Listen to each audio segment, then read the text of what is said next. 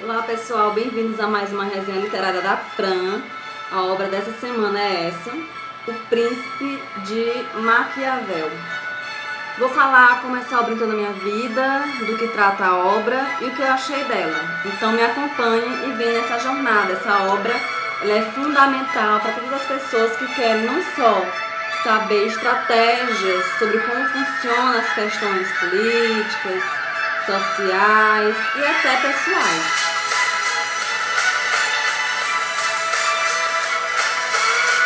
Então vocês vão acompanhar comigo, baixar aqui o som, nessa aventura literária dessa semana, que é com Maquiavel. Muitas pessoas não pararam para pensar sobre aqueles termos que diz assim: ah, fulano é uma pessoa maquiavélica, né? E o que significa esse termo maquiavélico? Vocês já pararam para pensar? Eu também não sabia. E aí esse termo maquiavélico vem justamente de Maquiavel, né? Vou falar durante a obra do que se trata, o assunto que traz essa obra, vocês vão entender esse termo, ser uma pessoa maquiavélica, né? O Maquiavel. Eu não tenho aqui a foto. Ah, tem aqui a foto dele, ó. Olha a cara dele. Tem assim um jeito assim meio que maldoso, irônico, né? Um sorrisinho meio assim debochado. Então aqui é o Maquiavel. Vou falar um pouquinho rapidamente dele, que foi Nicolau Maquiavel. Ele nasceu em Florença, né, na cidade da Itália. Foi um pensador renascentista, de história da formação humanista. Ele assumiu alguns cargos políticos administrativos, embora temporariamente. Então, ele era um observador, né, daquela sociedade da época, dos políticos da época. E aí, como ele tinha esse feeling, né, de perceber, de estudar a natureza humana, né, então ele começou a montar estratégias, né, e dava essas dicas para os políticos da época, para os reis da época, de como dominar determinados tipos de país, de como fazer, como vencer seus inimigos com base em estratégias usadas pelos romanos, né, há muitos anos atrás. Então ele tinha essa malícia, vamos dizer assim. E aí, ele, como diz aqui, a formatação do Estado e do governo foram temas constantes de sua produção, que reúne tratados políticos, peças de teatro, poemas e inúmeros relatórios diplomáticos. Então, ele foi uma pessoa que teve uma relevância, né, nesse período, e através das suas experiências, ele começou a publicar livros dando uma espécie de dicas, né, vamos dizer assim. Bem, o Príncipe de Maquiavel surgiu quando eu estava indo na universidade, e aí eu não lembro qual era a disciplina que eu estava pagando. E a professora comentou sobre isso, né? Sobre o Príncipe de Maquiavel, que é uma leitura muito importante. Eu estava pagando uma disciplina, lembrei agora, que era análise do discurso, né? Então, a análise do discurso diz o seguinte, que muitas coisas do que a gente fala é fruto ou produto de outros discursos anteriores, ou que a gente escutou, ou que a gente viu, ou que a gente conviveu com alguém. Então, nenhum discurso, ele é puro, né? Então, o Príncipe, que é de Maquiavel, ele dá justamente essas dicas, né? De como a gente deve lidar com as situações da vida, né? De uma forma bem maquiavélica. Então, sem mais delongas, né? Vou falar do que se trata o livro. Tem algumas palavras dele também muito famosas. Tem uma palavra que é muito interessante, que define muita coisa, que diz assim: é melhor ser temido do que ser amado. Por que ele diz esse termo? Melhor ser temido do que ser amado. Porque ele diz que aquela pessoa que é temida nunca vai sofrer uma traição. E aquele que é amado, embora seja amado, possivelmente possa sofrer uma traição.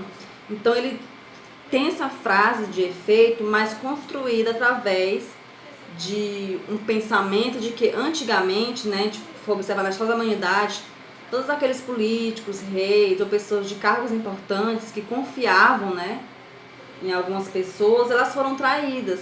Tem um exemplo que é do César e do seu filho, né, que tem aquela frase famosa: até tu, Brutus, né, ou seja, o próprio filho dele, juntamente com seus inimigos políticos, arquitetaram um plano para matar o pai. E o próprio filho, no dia que César foi para o congresso lá dele, né, que a mulher dele pediu para ele não ir, e ele foi, E aí o filho dele já estava arquitetando de tentar usurpar o lugar do pai, já que ele seria o filho herdeiro.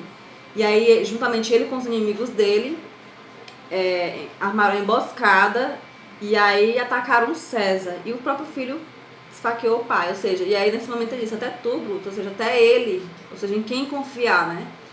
Ele não tinha mais em quem confiar. Então o Império Romano ele foi tomado não só pela questão da corrupção, da luxúria, como numa rede de situações em que as pessoas não tinham mais confiança umas nas outras, né? Existia muita rixa política, muita usurpação de poder, enfim. E aí, através dessas observações, né, desse período, foi que Maquiavel construiu boa parte do seu trabalho, de suas obras, e dava conselhos para os reis do seu tempo sobre essas estratégias. Então, por isso que veio esse termo, né, que é melhor ser temido do que ser amado, porque aquela região em que você consegue ter um controle através do medo, dificilmente alguém possa trair. Por quê? Porque vai dar sempre uma consequência, né? Então, em vez de você ser admirado, você ser amado, que ainda corre o risco de ser traído, você pode ter um controle através do medo. Então, o medo seria uma forma de controle para que você pudesse dominar determinado tipo de sociedade, determinado tipo de pessoas ou lugares em que aqueles reis pensavam em ter o seu domínio, né? Então, a partir desse tipo de conhecimento, de observação desses outros reinados que teve há muito tempo atrás, que ele foi construindo suas obras. Outra coisa também que ele diz assim, ó, donde se extrai uma regra geral que nunca ou raramente falha, quem torna outro impotente se arruína, porque a potência resulta de engenho ou força, e tanto um contra outro despertam a suspeita de quem se tornou poderoso. Outra coisa também que ele fala, gente, assim, ele é muito inteligente. Muito inteligente. Quando eu falo de inteligência, não é que as pessoas não sejam inteligentes, mas assim, é a perspicácia, quase que não sai, de ele perceber essas nuances, né? Quando ele fala aqui de que quem torna outro impotente se arruína, o que ele quer dizer? Que quando o rei for fazendo, vamos supor, eu sou rei da Itália e quero dominar a Espanha, por exemplo. Não é interessante para mim deixar a Espanha, embora ela seja colônia, vamos dizer assim, tão potente quanto o meu reino. Por quê? Porque futuramente aquela potência pode se virar contra mim. Por isso que muitos reis da época que tinham suas colônias só exploravam as colônias. Porque se aquelas colônias tivessem infraestrutura, desenvolvimento, as pessoas não iam querer voltar para o seu país de origem, já que naquele país estava tudo certo, estava tudo bom, e iriam querer terminar, exigir direitos, né, já que estavam lá, para ficar naquele lugar e se virar contra o rei, né? Que já aconteceu isso no Brasil, embora tardiamente, né? Então essa era uma das estratégias que ele dava conselho para os reis, de não tornar aquela colônia tão potente quanto o seu país de origem, a fim de evitar alguma rebelião, né? Alguma forma de ato contra o próprio governo. Então seria uma das dicas que ele dá. Outra dica que ele dá, aqui também tem alguns termos em latim, que ele escreveu também em latim. Quomodo administrandae sunt civitatis, vel principatus, qui antecum occuparentur suis legibus vivembatis. Gente, eu não sei falar latim, apenas soletrei aqui. E o que isso quer dizer? Ele diz assim, como se deve governar as cidades ou os principados que, antes de ser conquistados, viviam sob suas próprias leis. Gente, sei lá. Ele diz que há 3 modos. O primeiro é arruiná-los.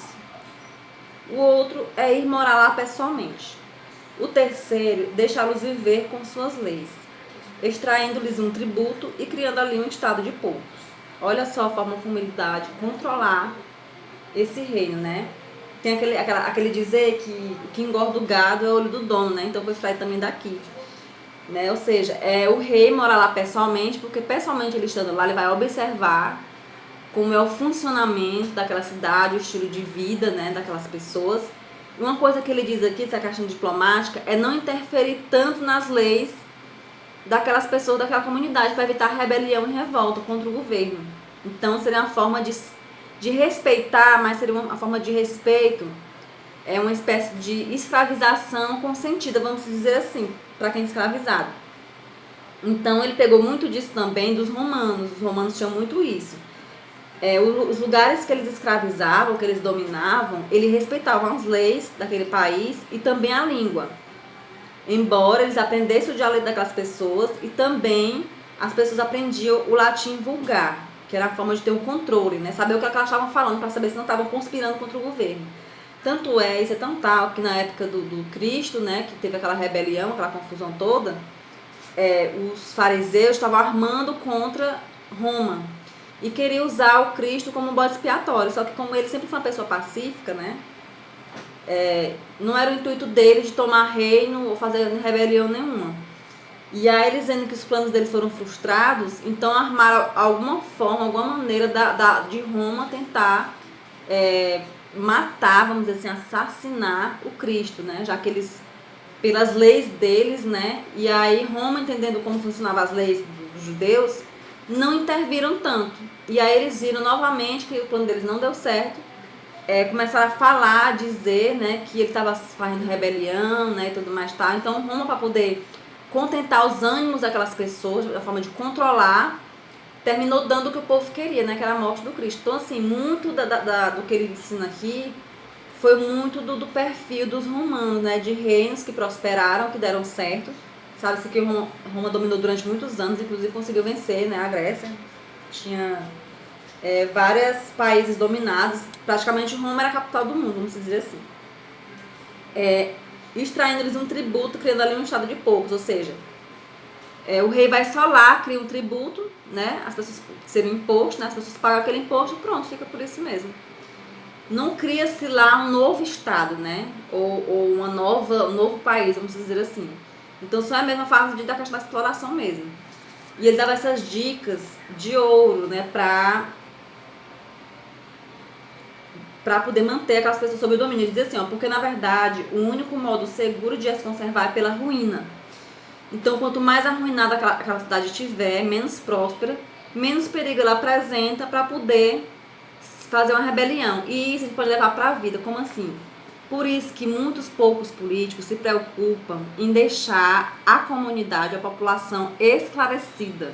Porque a partir do momento que você é uma pessoa esclarecida, tem consciência das coisas, você vai exigir direitos melhores. Você vai questionar. E é isso que eles não querem. Por isso que é importante o acesso ao conhecimento, o acesso à leitura, para que a gente possa observar o que está acontecendo, para que a gente possa ser pessoas mais críticas, né? Isso não é só para a vida social, para a vida política. Quando a gente fala de política, a gente não está falando de partidos. A gente está falando de posicionamento, né? De consciência política, de direitos que temos e que a gente não vai atrás, a gente não faz valer esses direitos. Então os políticos se valem disso, né? E seguem essa cartilha. E também a gente pode seguir essa cartilha, né? Isso também para a nossa vida pessoal, né? Para a gente montar estratégias de não ser dominado pelas pessoas, né? Pelas convenções sociais, por normas ou sistemas que tentam nos controlar, né? E a gente possa ter essa emancipação. Vou finalizar aqui lendo mais uma dica dele que diz assim. Gente, ele estudou até os profetas do Antigo Testamento, ó. Todos os profetas armados venceram e os desarmados arruinaram-se. Pois, além do já exposto, a natureza dos povos é variável e é fácil convencê-los de uma coisa, mas é bem difícil mantê-los naquele convencimento. Convém, pois, organizar-se para que, quando não creiam, seja possível fazê-los crer à força. Moisés, Ciro, Teseu e Rômulo não teriam podido fazer observar suas leis por muito tempo se estivessem desarmados, como ocorreu em nossos tempos, como o Frei Jerônimo de Savonarola, que se arruinou em sua nova ordem quando a multidão começou a não acreditar nele. Outra dica também que ele coloca aqui é que, além do discurso, da fala, de fazer com que as pessoas comprem aquela ideia, seria por meio da força também, né?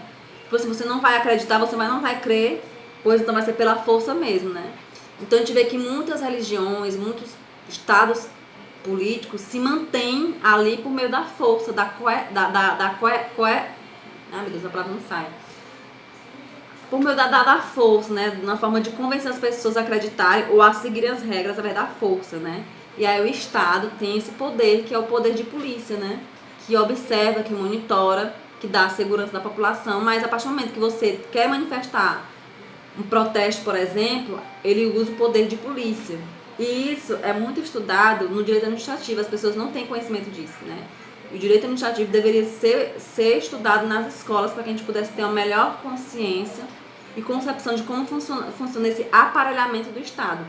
Gente, esse livro é ótimo, eu recomendo para vocês. Ele é uma leitura muito fácil, muito gostosa de ler. É um livro muito curtinho, esse aqui é uma edição de bloco de notas, né? Então, ele não é muito caro, ele custa em torno de 10 a 15 reais. Então, essa foi a resenha literária dessa semana. Eu gostei muito desse livro, ele é muito bom. Inclusive, eu tenho que ler ele novamente, porque ele esclarece muitas coisas. Muitos juízes políticos usam esse livro, então que a população possa também se esclarecer, né? Ler um pouco sobre isso. Bem, espero que vocês tenham gostado. Peço que você curta o meu vídeo. Se você não é inscrito, que se inscrevam. Não se esqueçam de inscrever-se e compartilhar esse vídeo com outras pessoas. Um beijinho, tchau, tchau.